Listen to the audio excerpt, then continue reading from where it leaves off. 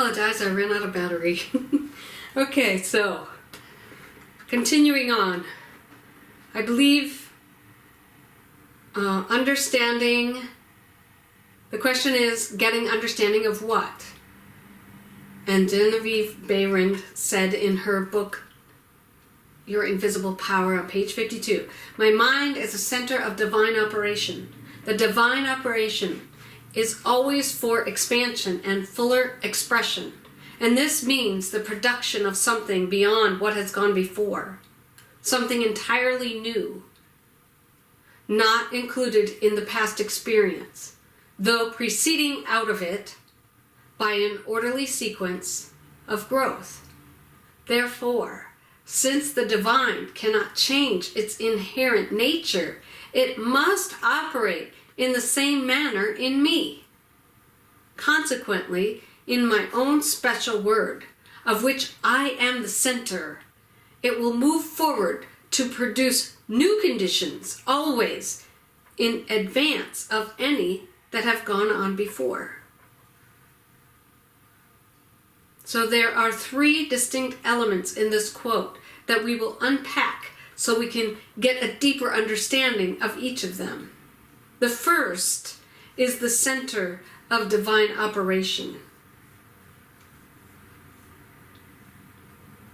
My mind is a center of divine operation. So say that with me, will you? My mind is the center of divine operation. So what does that mean? I love the ancient description of God that says God is a circle whose circumference is nowhere and whose center is everywhere. If that is true, and I believe it is, then you are a center of God. You are a center point of divine operation. Do you get the significance of that? Do you get the power in understanding that? Say it again with me, with one hand on your heart. My mind is the center of divine operation. Here's a terrific note from the universe. Now keep your hand on your heart as you insert your name into it. So insert your name here, Jeanne.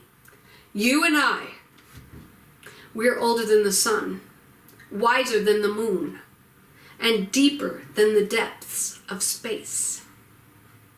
We've always been together. We will always be together. And until thy kingdom comes, and we are known as one, nothing will ever change this. Whatever you can imagine, I can make happen. Whatever you want, I already have. And for as long as you have thoughts to think, dreams to weave, and seeds to sow, nothing for us will be impossible. Anga! Your other half, the universe. This morning I invite you to awaken to this truth. Deepen to this truth. Unfold a greater understanding with all your substance of this truth. Lao Tzu, the father of Taoism, once said, at the center of your being, you have the answer. You know who you are, and you know what you want. This is because your mind is a center of divine operation. At the center of our being, we know who we are, and we know what we want. And what all of us want is to continually express our divinity in greater and even greater ways. Right? Especially right now. At the center of our being, what we all want is to discover this gift. this gift of life given to each of us. We call this gift the I am that I am. The I am that I shall always be. In the Tibetan Book of the Dead, it says, I came from the light. I put on a coat of skins, and I shall return to the light. We are interested in the I am that is the one who comes from the light, that embodies a lifetime and shall return to the light itself. With all thy getting, with all thy substance, get an understanding of this today, here and now, because the power in that understanding cannot even be described.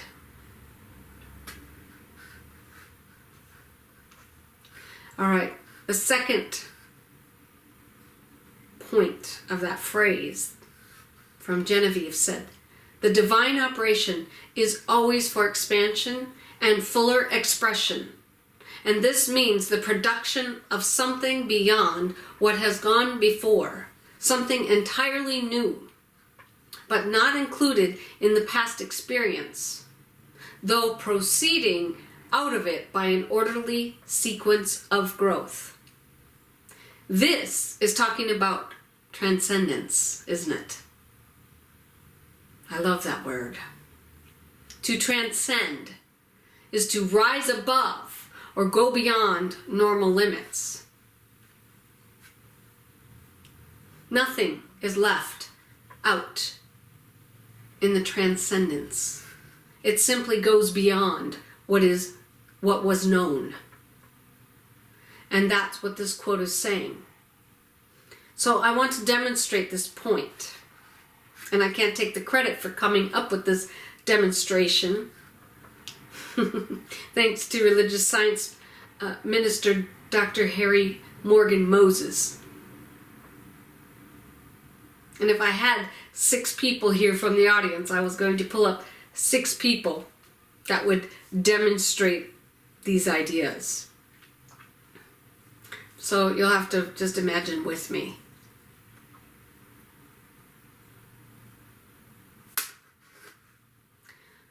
So imagine there's someone standing here from the congregation and they are fire. They are representing fire. So there's fire. In the beginning, there was fire, primitive fire. Fire exists, but we don't know exactly how to use it because it's all messy and all over the place. We wanted to light the cave, but we couldn't bring it in the cave. So transcending the idea of fire without any way destroying the fire with a torch. We learned how to take primitive fire and use it to light our caves. But there's a problem with all that smoke. Plus, we can't leave the torch in there for very long.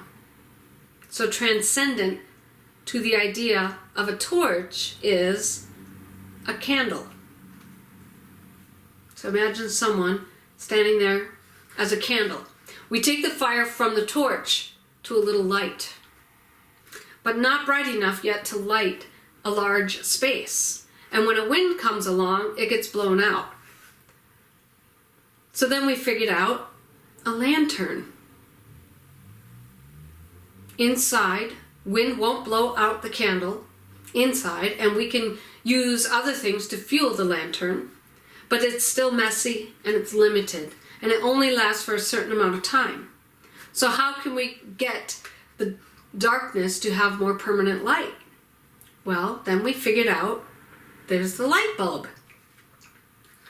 Transcending all of these things, but is fire still fire? Torch is still torch. Candle is still candle. And the lantern is still the lantern. Every one of these things is still here. And the transcendent idea was also present. It just hadn't yet been revealed. Remember the note from the universe? Whatever you can imagine, I can make it happen. Whatever you want, I already have. Now we have light bulb, and woo! We're done. But wait a minute, I want to take this outside. And I can't take it outside. So what if we want to make it mobile? Well, there's a flashlight. And that's fantastic. We've gone as far as we can go. And the fire still burns. Torches still light. The candle still flames. The lantern is mobile. The light bulb is a whole new idea. And then the flashlight gives us a new level of mobility. And each one of these transcendent to the other. Then suddenly there's one more, transcendent of all of these. And it not only is light, but it cuts metal. It's a laser beam. Every idea transcendental to the next idea. Fire to torch, to candle, to lantern, to light bulb, to flashlight, to laser. Not destroying anything that it's based on. It's a pretty fun way to depict transcendence, right? Or the production of something beyond what has gone before. Something entirely new, not included in the past experience, though proceeding out of it by an orderly sequence of growth, wouldn't you say?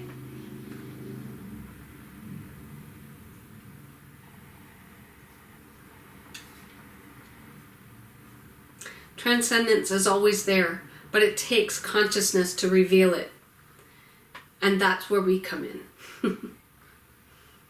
So the third point in Genevieve's statement that we want to understand with all of our substance is, therefore, since the divine cannot change its inherent nature, it must operate in the same manner in me.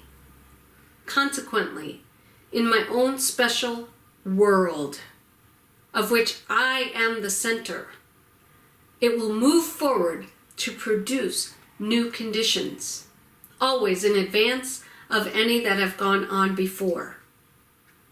And it operates through our 6 mental senses, or faculties, that we explored over the past 2 weeks, which are our imagination, will, intuition, perception, memory, and reason. How'd you do? There is a power for good in the universe, and I can use it. It will heal, multiply, restore, revitalize, make new, move the mountain if you tell it to move the mountain. So this morning we are getting the understanding, the deep understanding, that we are part of something that is infinite, that is here, that is now, that is everywhere. Your mind really is a center through which all the creative energy and power there is taking form right now. And as long as you are breathing, this is happening.